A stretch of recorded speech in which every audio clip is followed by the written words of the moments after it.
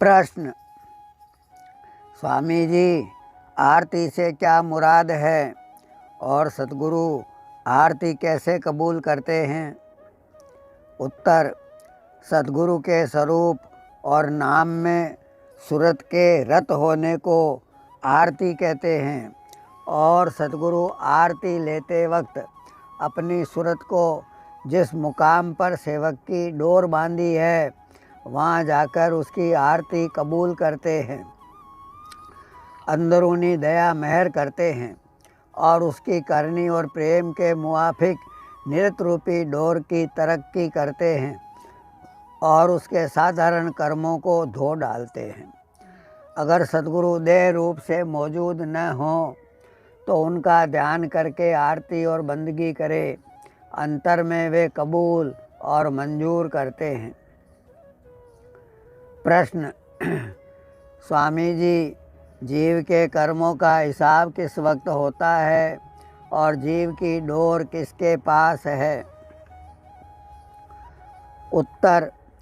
जिस वक्त अंत के समय जीव का सिमटाव होता है उसी वक्त धर्मराय के यहाँ उसके कर्मों का हिसाब हो जाता है। सूरत सिमट कर तीसरे तिल में पहुँची और कर्म अनुसार उस जीव को दूसरी जगह बासा दे दिया जाता है। सद्गुरु नानक साहब फरमाते हैं, नक नत खसम हत कृत धक्के दे, यानी जैसे ऊँट की नकेल ऊँट वाले के हाथ होती है ऐसे ही जीव की नकेल यानी नृत्य रूपी डोर काल के हाथ है। कर्म अनुसार सूरत को धक्के दे देता है। प्रश्न। स्वामी जी, गुरु स्वरूप को अगुवा करने से क्या मुराद है? उत्तर। गुरु स्वरूप अगवा करने से यह मुराद है कि मुकामी स्वरूप का निशाना सूरत से बांधे और उसमें जो चिन्ह है उसमें सूरत को लगावे। देह स्वरूप से मुराद नहीं है और न देह स्वरूप अंतर में अगुवा हो सकता है। सद्गुरु का नूरी स्वरूप मान सरोवर के परे साथ चलता है और अगुवा महाशून्य का गुप्त स्वरूप होता है। कड़ी। स्वामी जी, महाशून्य में लगन लगाई, गुप्त भेद ले सुरत चढ़ाई। कड़ी। स्वामी जी, आगे भेद गुप्त हम राखा, अधिकारी को कहीं कहीं भाका। प्रश्न। स्वामी जी, यह जो कहा है कि यह जीव तमाशा देखने को भेजा गया था और यहाँ तमाशे में लग के अपने घर को भूल गया, इससे क्या मतलब है? उत्तर।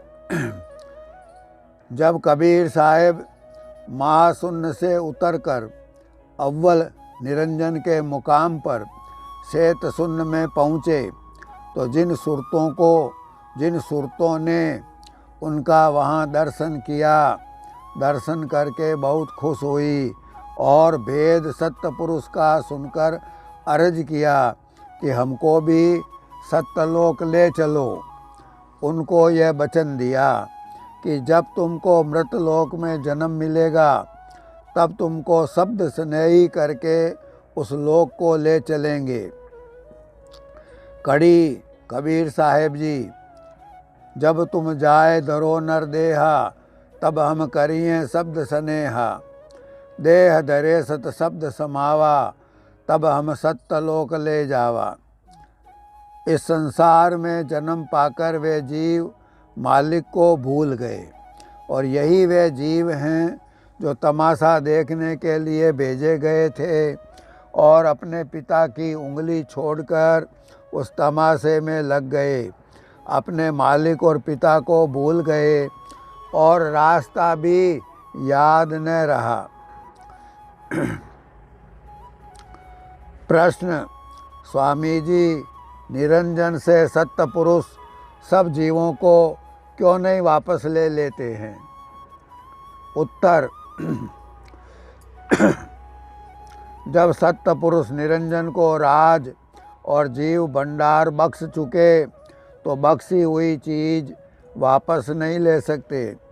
जीव को वापस ले जाने की जुगती यह है कि संत अवतार धरकर जीव रूपी सूरत को अपने शब्द रूप के साथ फेरे डालकर ब्याह लेते हैं।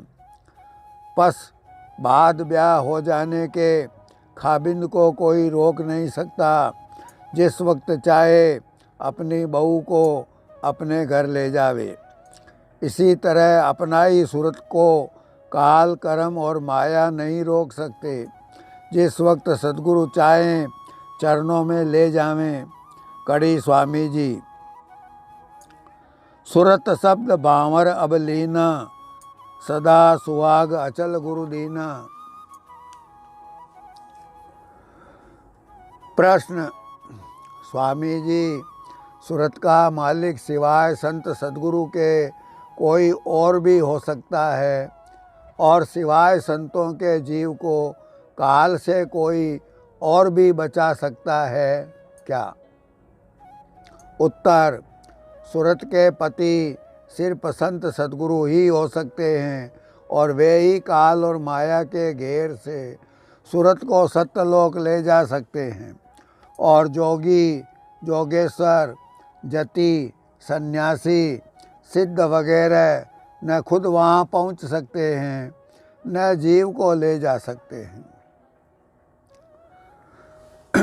प्रश्न, स्वामी जी, काल और माया की खुद मुख्तारी से सत्य पुरुष नाराज हैं तो इनको मेट क्यों नहीं देते?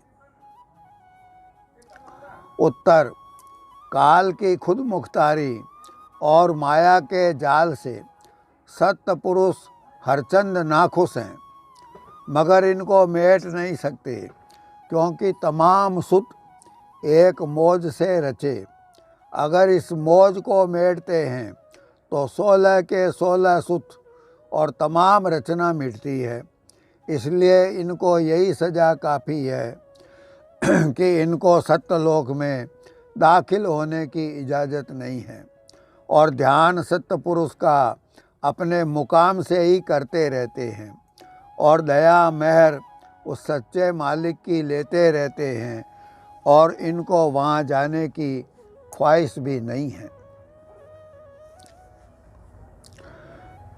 प्रश्न, स्वामी जी, पहले और दूसरे मुकाम पर जो धुनें छांटकर सुनी जाती है उनसे सूरत को क्या फ़ायदा होता है और सतगुरु की क्या करतूत है?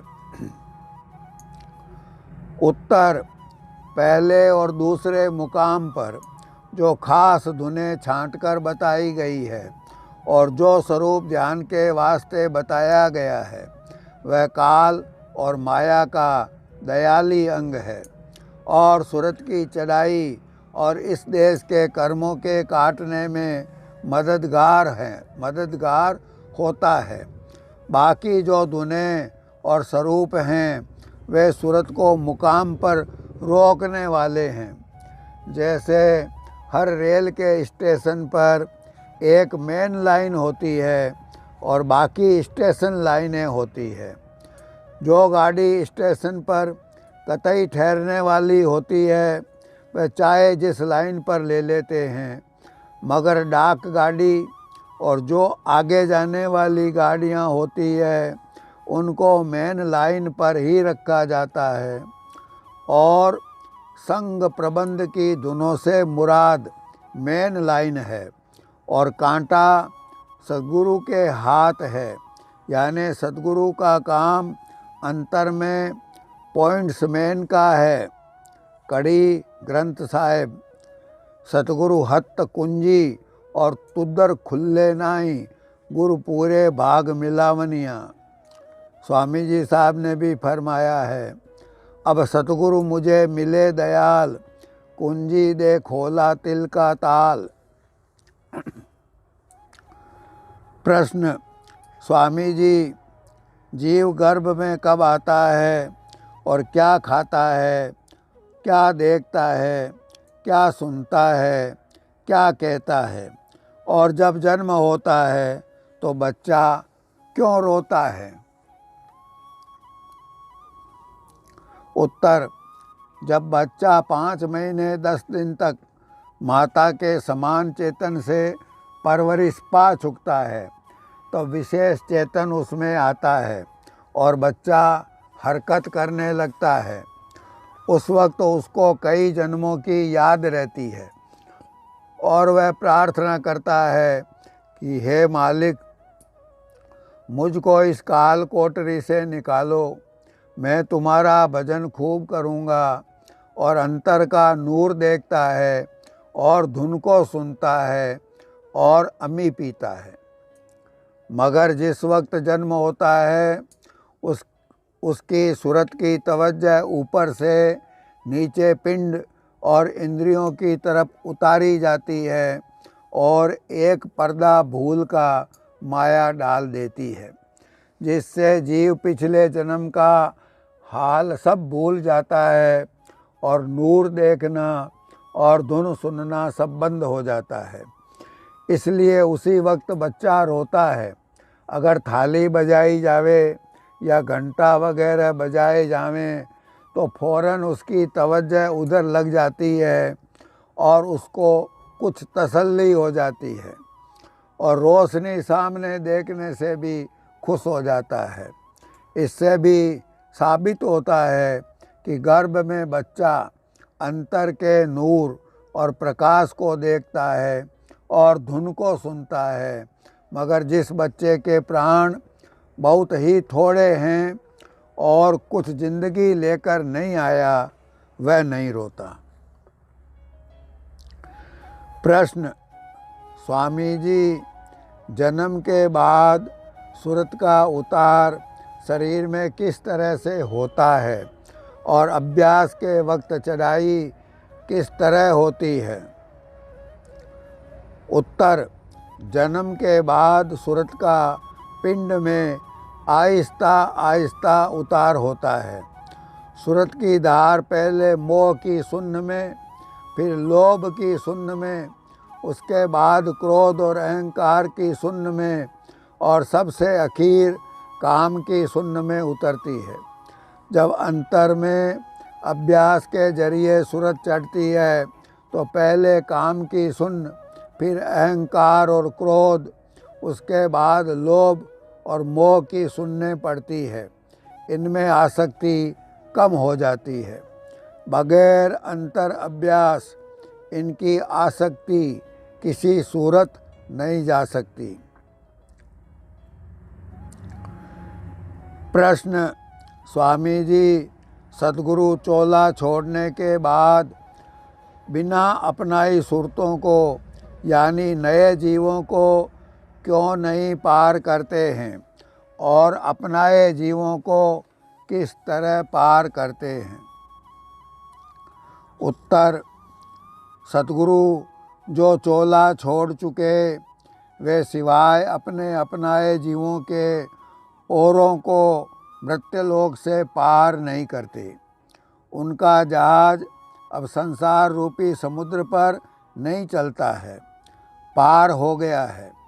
अपनाए जीवों की डोरियां उनके पास समुंदर पार हैं। जब समय आता है जीव को वहाँ से ही पतंग की तरह खींच लेते हैं। प्रश्न: स्वामी जी, सत्य पुरुष अवतार से क्या मुराद है?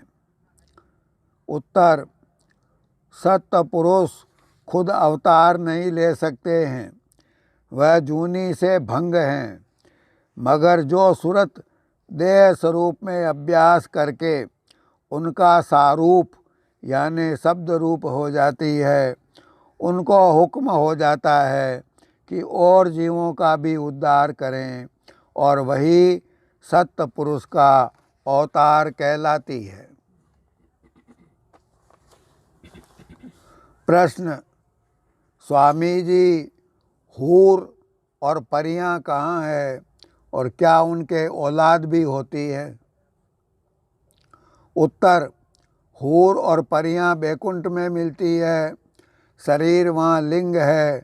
उस शरीर में स्त्री पुरुष का संयोग दृष्टि से होता है और औलाद भी पैदा होती है। प्रश्न, स्वामी जी, आत्मा का ज्ञान कहाँ होता है और विवेक सुमिरन और सार सुमिरन में क्या फर्क है? उत्तर, आत्मा का ज्ञान तीसरे तिल में होता है। इसको विवेक कहते हैं। वहाँ पांचों तत्व और तीनों गुणों की गांठ बंधी है और सतचित आनंद भी इसी को कहा है। विवेक सुमिरन राजा जनक का था, जिससे आत्मा का ज्ञान हुआ, और सार सुमिरन संतों का है, जिससे सुरत सत्यलोक अनामी तक पहुँचती है। दोहा, धन धन राजा जनक है, जिन सुमिरन किया विवेक, एक घड़ी के सुमिरते पापी तरे अनेक। ऐसा सुमिरन जान के संतन पकड़ी टेक, नानक सुमिरन सार है, बिसरे घड़ी न एक। प्रश्न, स्वामी जी, पुरुष स्त्री का भेद कहाँ तक रहता है?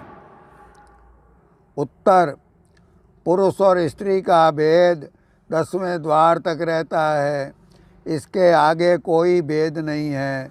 यानी मान सरोवर में स्नान करके दोनों का रूप बदल जाता है। प्रश्न, स्वामी जी, संतों के जीवों की क्या खासियत है और माया के जीवों की क्या खासियत है? उत्तर, संतों के जीवों की खासियत ऐसी है जैसी कि मछली, हंस, पपिया और चकोर की, और माया के जीवों की खासियत ऐसी है जैसे कि मक्खी, मकड़ी, स्वान और पतंग की।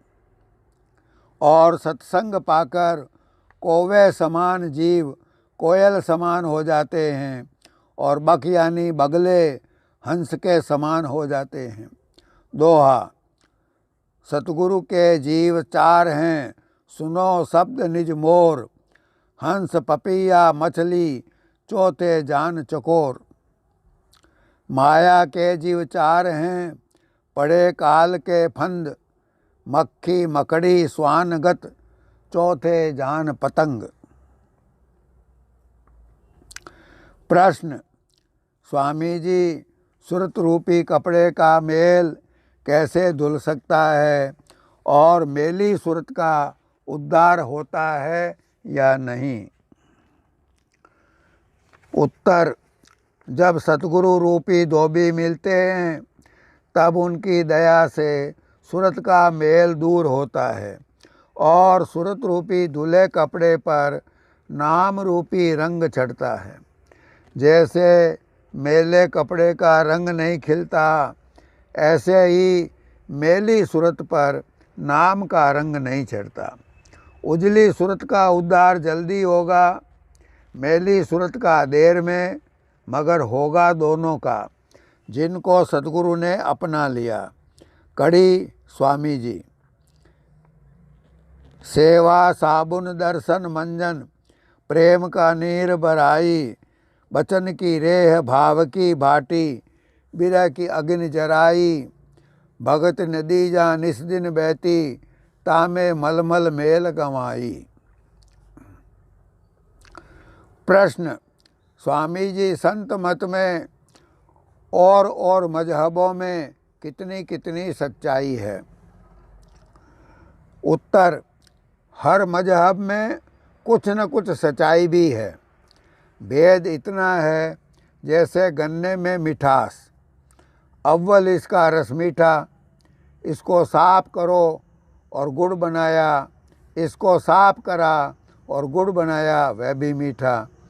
और साफ करके बूरा बनाया वह भी मीठी, मिश्री बनाई वह भी मीठी, कंद बना लिया वह भी मीठा, मगर उसकी सफाई में फर्क होता जाता है। मिश्री और कंद खालिस मीठे हैं, इसी तरह मिठास हर मजहब में है, मगर संत मत का मिठास कंद और मिश्री के समान खालिस और सबसे आला है, और सब मत इससे नीचे हैं। प्रश्न, स्वामी जी, जो छोटी उम्र में मर जावे उसकी सूरत कहाँ जाती है? उत्तर, जो बच्चे छोटी उम्र में मर जाते हैं वे नीची खान में जाते हैं। संत या साध की दया से खानों से बच सकते हैं, और कोई सूरत नहीं है।